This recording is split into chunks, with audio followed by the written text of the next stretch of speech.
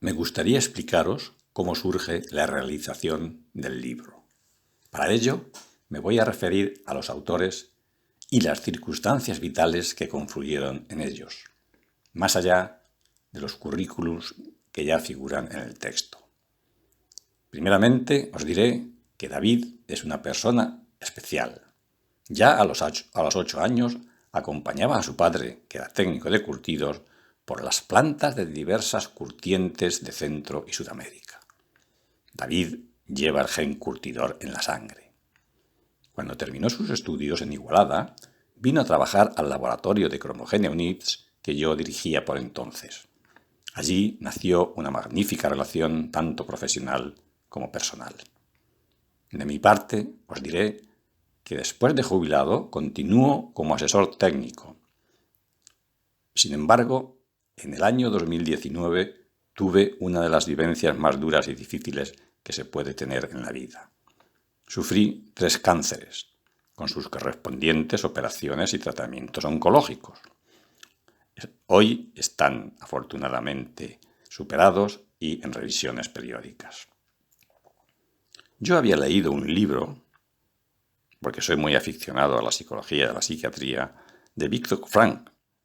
Viktor Frankl era un psiquiatra y psicólogo de origen austriaco que había estado internado en un campo de concentración nazi. Allí iba tomando apuntes y escribía como podía las reacciones que tenía la gente desesperada ante la vida y la muerte. Cuando salió del campo escribió el libro llamado El hombre en busca del sentido último. Es decir, como podemos ver, este libro le salvó la vida.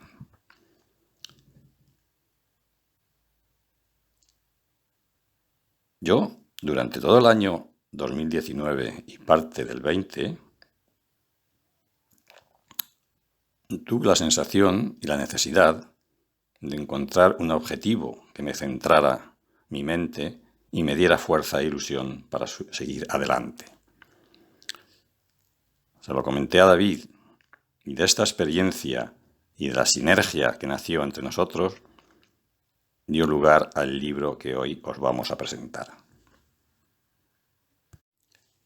El libro está editado por Delta Publicaciones, que forma parte del grupo Ediverum, Editores Iberoamericanos Unidos.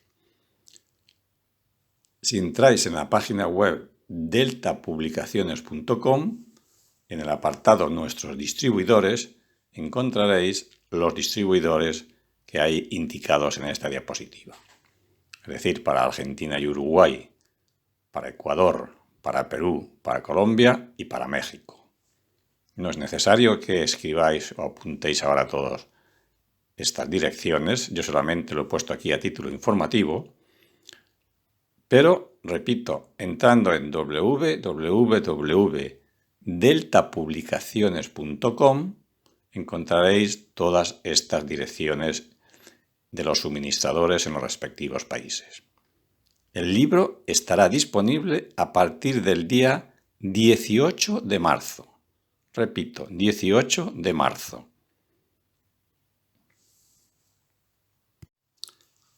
El libro está prologado por el doctor Agustín Marsal Monge, actualmente jubilado, que fue investigador del Consejo Superior de Investigaciones Científicas, conocido como CSIC, en el Departamento de Ecotecnologías. También fue presidente de la CEIC, de la cual sigue siendo miembro de la Junta Directiva. ¿Quién mejor para este prólogo que nuestro querido Agustín? Los autores agradecen a Cromogenia Units S.A. los conocimientos y la formación adquirida a lo largo de muchos años de trabajo en sus laboratorios. Sin su ayuda y apoyo, no hubiera sido posible la realización de este libro. Los estudios prácticos y aplicativos han sido realizados en dichos laboratorios. En el libro están explicitados guardando la confidencialidad que merecen. ¿A quién puede interesar el libro? El libro puede interesar a todos los químicos y técnicos de curtidos, tanto a los que fabrican productos como a los que trabajan en plantas de producción, dado que el conocimiento de dichos productos y su aplicación en pieles les ayudará a obtener mejores artículos y a resolver sus problemas. Por ejemplo, todo aquel que se pregunta ¿qué hago para tapar los defectos naturales? ¿O cómo puedo engrosar las pieles delgadas? ¿O el colorante no me atraviesa? ¿Qué hago? Esta temperatura de contracción es baja, ¿cómo puedo subirla? ¿Qué hacer con las pieles irregulares? Los docentes pueden preguntarse ¿cómo explicaría mejor yo este tema? Los alumnos se pueden preguntar, mejor dicho, afirmar, este proceso no lo entiendo. Y aquel químico que está en el laboratorio desarrollando productos para los curtidores se puede preguntar, ¿cómo podría desarrollar un producto químico especial? Todas estas interrogantes les vamos a ayudar a resolverlas con el presente libro.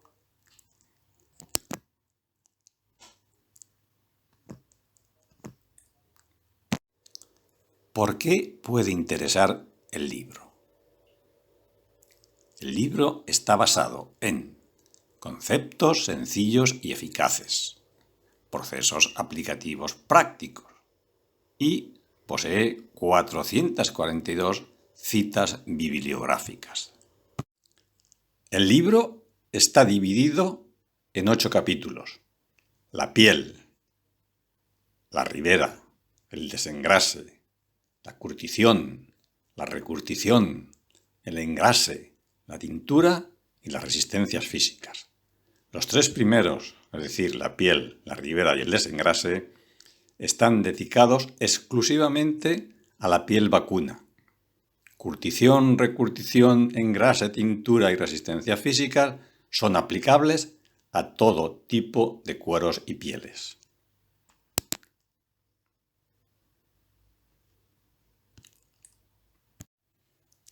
¿Qué es la piel? La constitución de la piel la hemos representado en 5 burbujas. Primero, estructura macromolecular. Segundo, la triple hélice, que es el elemento básico constitutivo de la proteína colagénica y que deberemos preservar. Las otras 3 burbujas constituyen las proteínas no colagénicas y que deberemos eliminar, es decir, el ácido hialurónico, el sulfato de dermatán, la queratina, venas y arterias. En esta diapositiva hemos ampliado la visión de la estructura interna del colágeno, de manera que podemos observar que 700 triples hélices constituyen una microfibrilla. Entre 200 a 1000 microfibrillas constituyen una fibrilla y entre 3 a 300 fibrillas constituyen una fibra. En la parte inferior podemos observar que un paquete de fibras puede medir entre 3.000 a 10.000 milimicras. Y por último podemos observar la estructura de una fibra de colágeno que envuelve o comprende todas las anteriores.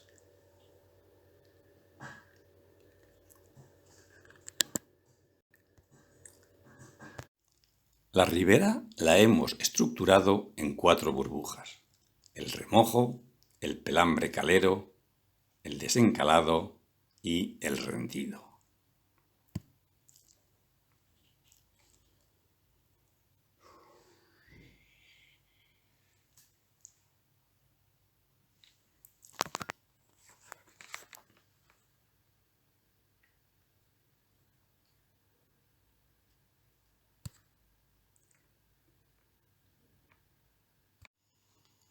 Dentro de la burbuja del remojo hemos considerado otras 2 burbujas.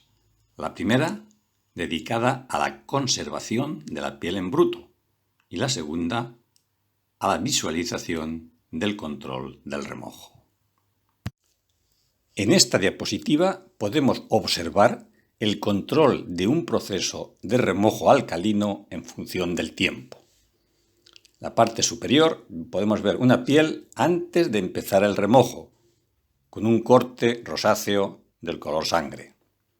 A las 3 horas de remojo, el indicador universal nos muestra un pH de 9,5 en el baño y en las partes floricarne de 8,5. En el centro 7, pues aún no ha llegado el agua. A las 6 horas, la zona de floricarne están a pH 9 y el centro a 7,5. Al final del remojo, el cuero está totalmente atravesado a un pH de 8,5 y totalmente uniforme.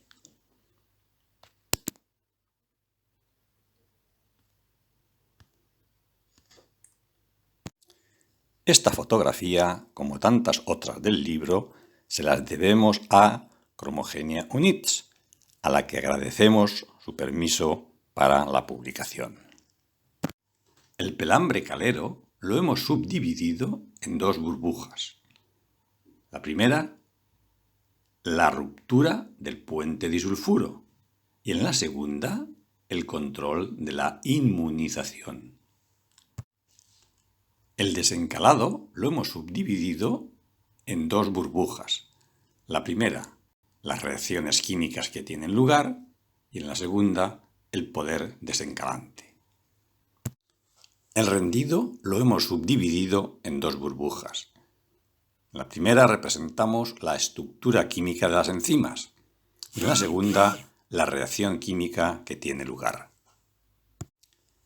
En esta diapositiva presentamos las estructuras químicas de las 2 enzimas más utilizadas en el rendido, la tripsina pancreática y la amilasa. Las enzimas son proteínas muy complejas que adquieren una forma especial capaz de adaptarse al sustrato que van a romper, y lo hacen como una llave en una cerradura. Además, tienen un núcleo central que es, en el caso de la tripsina pancreática, el aminoácido serina, y en el caso de la amilasa son 2 átomos, uno de calcio y otro de cloro.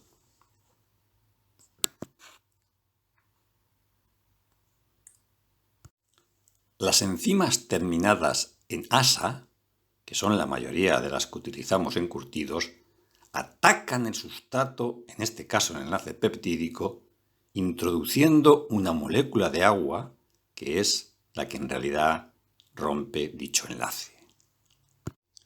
El desengrase lo hemos dividido en 4 burbujas. En la primera contemplaremos la composición de las grasas. En la segunda, los tensioactivos utilizados. En la tercera, el efecto de las lipasas. Y en la cuarta, las conclusiones de un trabajo práctico. En la parte inferior derecha podemos ver la estructura de la lipasa. Contiene una zona hidrófoba en color azul, una zona lipófila en color rojo y un núcleo activo con un ion calcio. En la reacción de la parte superior derecha se ve el ataque de la lipasa que introduce una molécula de agua y rompe la estructura del triglicérido en forma de glicerol y ácidos grasos. La tabla de la izquierda, interesantísima, nos muestra la composición en ácidos grasos del tejido endodérmico y observamos que el punto de fusión se sitúa en 37,8 grados centígrados. A su lado tenemos la composición de los ácidos grasos de la grasa endodérmica tratada con lipasas.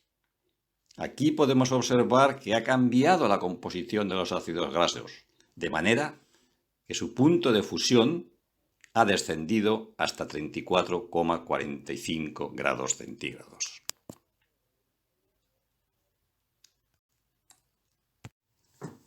En esta presentación, el capítulo dedicado a la curtición lo hemos sintetizado en 5 burbujas. Curtición al cromo, con aldehídos, con sintanes, con vegetal y, como no, la curtición denominada wet wine. En la primera diapositiva podemos ver a la izquierda la composición de una sal curtiente de 33 grados Schörner, compuesta por complejos de diferentes tamaños, pero siempre con una carga 3 positiva. Esta variedad de tamaños nos permite prever una fijación dentro de las diferentes estructuras internas de la proteína. A la derecha hemos representado la fijación entre dos cadenas polipeptídicas de una molécula binuclear de cromo y su fijación en los grupos carboxílicos de las cadenas laterales. Se puede observar el tamaño del complejo encaja perfectamente en las distancias intercadena. Más a la derecha, el mismo complejo, pero con ortoftalato, es decir, el ortoftalato ha desplazado al sulfato del complejo original, originando un nuevo complejo de mayor tamaño, entre 12 y 16 Armstrong, y lo que es más importante, con una mayor y más elástica separación entre cadenas, lo cual supone en la práctica un tacto más gomoso y redondo.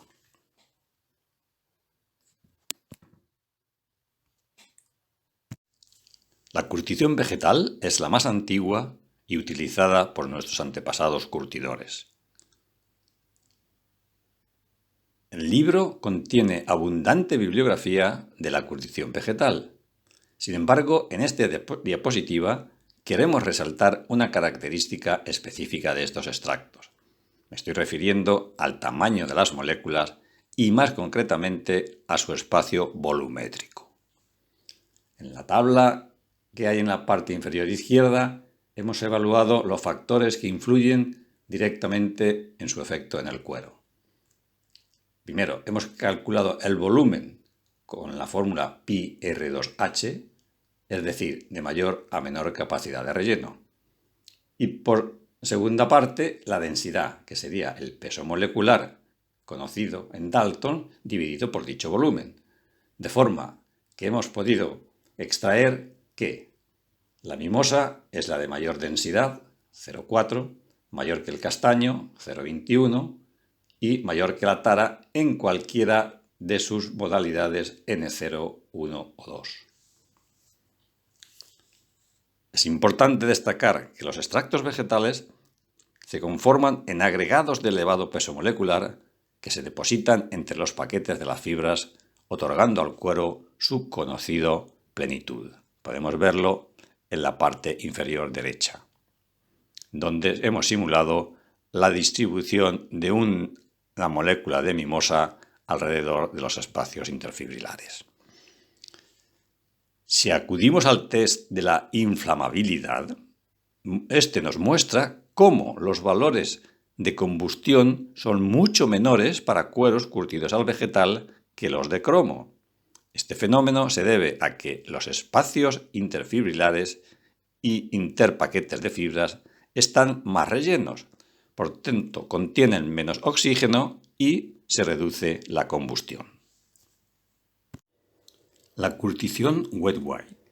A la izquierda hemos representado los mecanismos de fijación de los diferentes productos.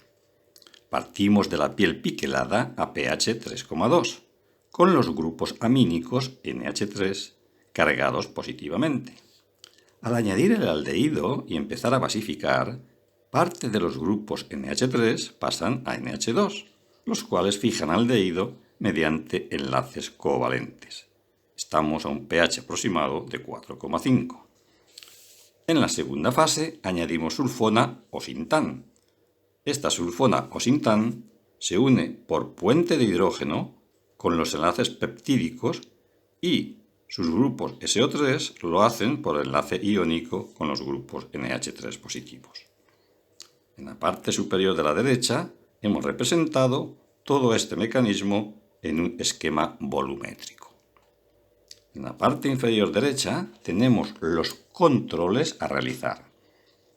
En la foto superior tenemos el control de pH con indicador universal en un color rojo y con verde de bromocresol en un color amarillo. En la parte superior tenemos un tipo de control que no se realiza habitualmente, pero que es importantísimo. Me estoy refiriendo al control de la penetración de la sulfona mediante azul de metileno. En la foto se observa una piel atravesada y otra no atravesada. ¿Qué consecuencias tiene una falta de penetración total? En la foto inferior tenemos dos trozos de piel simplemente secadas, en las cuales se puede observar un color blanco y uniforme, que sería el que tiene un atravesamiento total de la sulfona, y otra con una zona córnea en el centro sería la no atravesada. Esto tiene una consecuencia práctica que se deriva de que cuando nosotros rebajamos la piel vamos a cortar una zona que está córnea. Es decir, los productos que posteriormente vamos a añadir no se van a fijar uniformemente porque tenemos una diferencia de constitución tanto física como química dentro del espesor del cuero. Creedme que este apartado es uno de los más apasionantes de todo el libro. En el libro está dentro del capítulo número 5 dedicado a la recurtición, pero en esta presentación lo hemos colocado en una posición anterior, dado que aquí es donde se aplicará en el proceso. Vamos a ver con detalle el mecanismo y la visualización de esta anionización. El azul de metileno es un colorante catiónico que se fija con los grupos SO3 libres del naftalén sulfónico que tenemos fijado en la piel. En este caso, de naftalén sulfónico con 3 cargas negativas quedan libres después de neutralizar el cromo. La tintura con dicho azul de metileno de trozos de piel nos revela que en un cuero solo neutralizado no presenta color ni en superficie ni en el corte, mientras que en el tratado con naftalén sulfonato presenta un azul intenso tanto en la superficie como en el corte de la piel. La completa y uniforme anionización del cuero es la llave maestra que permite una total y uniforme penetración y distribución de los recurtientes, de los engrasantes y de los colorantes. Señoras y señores, nada más y nada menos que tener un cuero perfecto.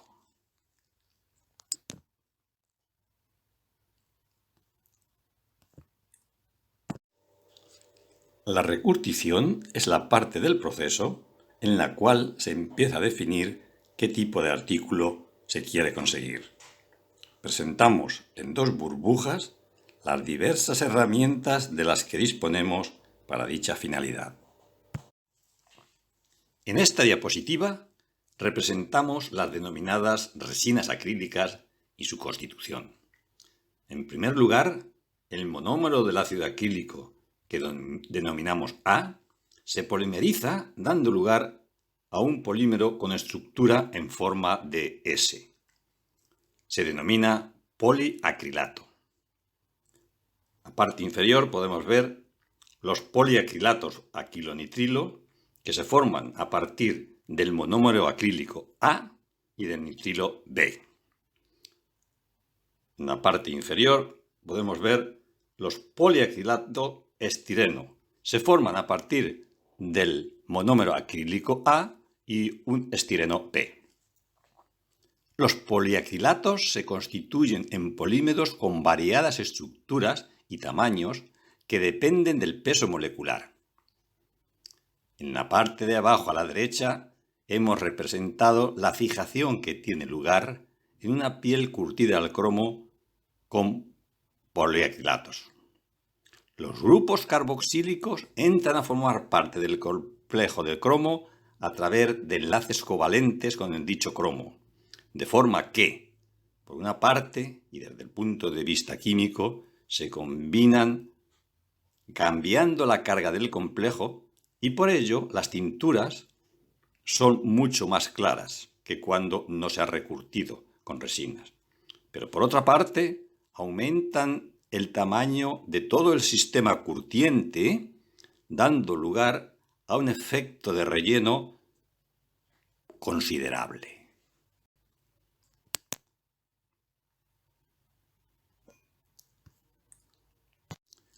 El engrase lo hemos subdividido en 8 burbujas. Primero, las bases de las cuales partimos. Segundo, la composición de dichas bases en ácidos grasos. Tercero, los tratamientos a que sometemos dichas bases, sulfitadas, sulfatadas, etc. Y luego un estudio aplicativo con 14 diferentes tipos de engrasantes en los cuales valoramos el tamaño de partícula, el agotamiento de los baños, la penetración de la parte aniónica del engrasante, la penetración de la grasa neutra del engrasante, la penetración de los colorantes y cómo se relacionan con las penetraciones de las grasas neutras y de la parte aniónica. Y después, últimamente, lo que haremos es un resumen en el cual vemos la relación que hay entre estas 8 burbujas con el grado de blando y otras propiedades propias del engrase.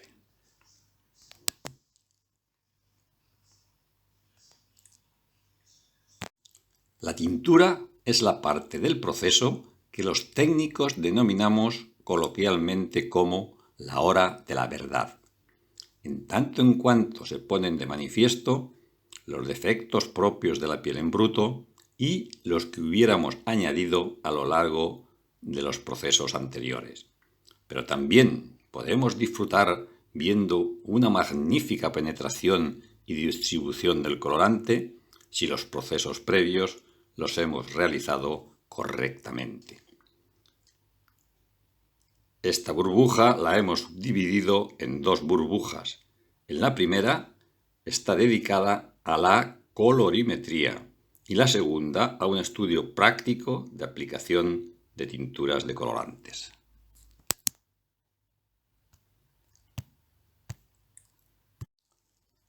La colorimetría es la ciencia que mide el color. ¿Qué aplicaciones tiene en el cuero esta cuantificación del color? Primero, criterios de colores aceptables entre fabricante y cliente. Criterios de control de calidad dentro de la fabricación. Criterios de igualación de color de una superficie. Y valoraciones de solideces dentro de un sustrato. En la figura de la izquierda tenemos una muestra y una referencia. La diferencia de color total incremento de E vendrá dada por la fórmula que hay inmediatamente debajo. Esta diferencia, que normalmente debe ser menos de 1, estará pactada previamente entre fabricante y cliente y en el caso de control interno, el departamento de tintura fijará los criterios. Por otra parte, tenemos los criterios de igualación de color en una superficie. Esto lo trataremos ampliamente en la siguiente burbuja cuando hablemos de tinturas y de colorantes. Por último, tenemos los criterios de solideces de un sustrato. Una vez que hemos realizado la correspondencia entre incremento de E y los valores del cambio de escala de azules y de grises, podemos establecer un criterio de incremento de E en las solideces. Esta valoración es mucho más objetiva y cuantificada que la valoración menos objetiva que se realizaba antiguamente mediante 2 experimentados observadores.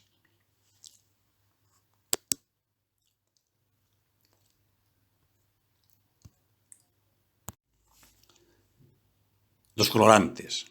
Los colorantes los hemos representado en 8 diapositivas, en las cuales presentaremos la manera de medir la huella digital de un colorante, es decir, su curva espectrofotométrica, y después presentaremos un estudio aplicativo muy interesante.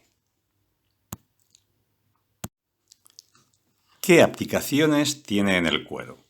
Primero, control de concentración del colorante, tanto si se trata del fabricante de colorantes como del curtidor que los compra.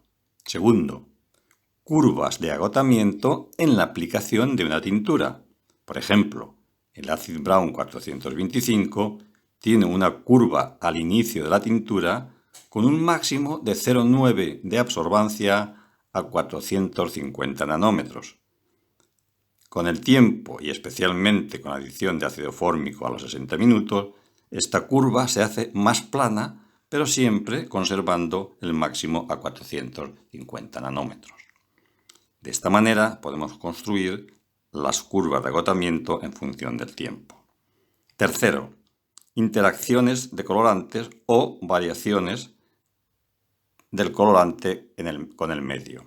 En este caso hemos representado en la parte inferior la variación de la curva del colorante Acid Brown 98 con el pH. Podemos observar que el Acid Brown 98 a un pH 3,2 tiene un máximo a 350 nanómetros. Si nosotros subimos el pH hasta 5,5, la curva tiene el máximo de absorbancia a 420. Y si el pH es de 7, la curva tiene el máximo de absorbancia a 500 nanómetros. En la práctica lo podemos hacer, como está representado en la derecha, en tubos de ensayo. Esto es muy importante porque cuando nosotros hacemos tinturas, el control del pH tiene una máxima relevancia para reproducir siempre los mismos colores.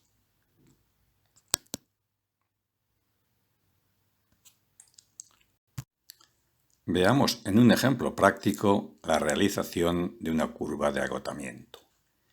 El Acid Brown 235, al inicio de la tintura, es decir, al tiempo cero, tiene la curva que representamos a la izquierda, con un valor máximo a 420 nanómetros de 5,27.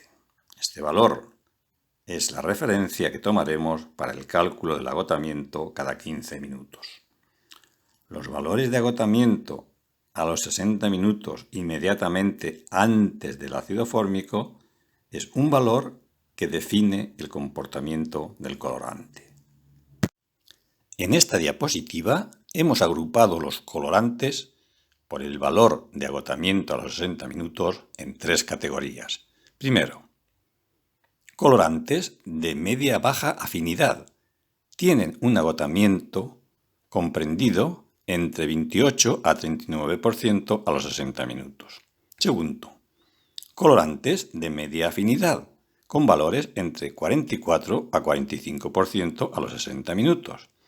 Y tercero, colorantes de alta afinidad, con valores de agotamiento comprendidos entre 61 y 63% a los 60 minutos. En esta diapositiva mostramos la medida de la igualación del color por el lado flor de tinturas realizadas con colorantes seleccionados.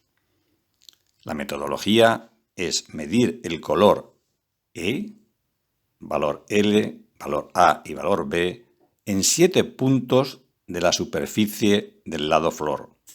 Estos valores los referiremos a uno central y de esta manera obtenemos los valores de incremento de E, incremento de L, incremento de A, incremento de B e incremento de C. La media de los valores de incremento de E se corresponde con lo que denominaremos igualación.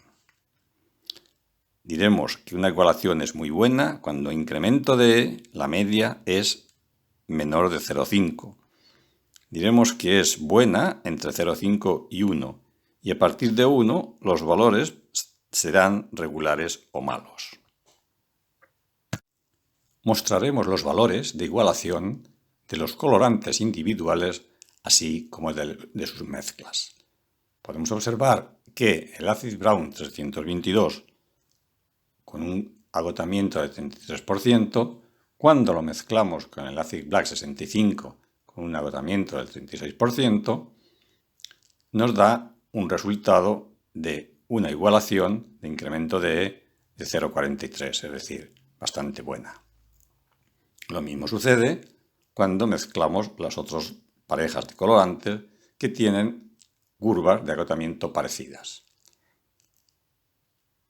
Las igualaciones de dichas mezclas son parecidas o ligeramente peores, pero en todo caso se mantienen en el rango de buenas.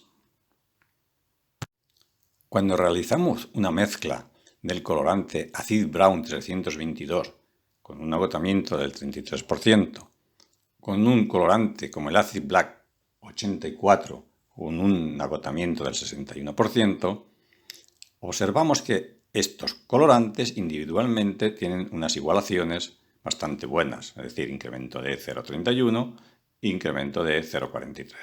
Sin embargo, la mezcla tiene una igualación regular mala, donde podemos observar que el incremento de medio es 1,15 y hay 4 puntos rojos que se salen de los límites aceptables. Esto nos muestra que es importante conocer el comportamiento individual de los colorantes para prever cómo se van a comportar en las mezclas. Hemos creído necesario incluir un capítulo final dedicado a las resistencias físicas. Lo hemos estructurado en 2 burbujas representativas de el material piel y de las resistencias al desgarro y la tracción. El conocimiento en profundidad de todos los procesos descritos anteriormente nos permite definir un proceso estándar para todo tipo de pieles y cueros curtidos al cromo. El recromado uniformiza el substrato y aporta cromo fresco. El neutralizado y anionizado cambia el pH y la carga. La recurtición rellena y compacta a la vez que uniformiza la estructura. Y por último, la tintura da el color y el engrase regula el grado de blando. El libro tiene 442 citas bibliográficas que están presentadas en 2 formas. Cita de un texto descriptivo genérico, como sería la referencia 11. Por ejemplo, dice: este epitelio estratificado presenta 4 tipos de células. Y su referencia 11, y al final en la bibliografía aparece el autor y el libro. Un segundo tipo de cita es el que concreta el nombre del autor y un resumen del trabajo. Por ejemplo, Jin Son y colaboradores, referencia 42, estudiaron la influencia del peso molecular de una resina acrílica comprendida entre 5.000 a 200.000 Dalton, que lleva incorporado un producto fluorescente. Hay una pequeña explicación y después el resultado. Al aumentar el peso molecular de la resina se incrementa el grosor y disminuye el grado de blando, lo cual es causado por los mayores pesos moleculares, tiene una mayor capacidad de relleno entre paquetes de fibras, etcétera, etcétera. Este tipo de referencia bibliográfica aporta un material extenso y específico para cada una de las áreas o temas de los procesos. Esto último es muy práctico para el técnico o químico que quiera profundizar en un tema determinado o tenga un proyecto de trabajo o de estudio sobre una cuestión específica.